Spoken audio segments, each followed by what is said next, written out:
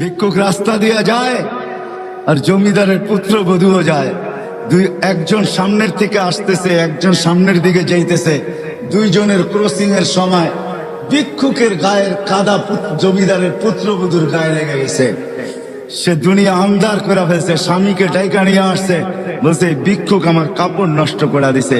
সে শুধু ভিক্ষুক ছিল না, বৃদ্ধ ছিল।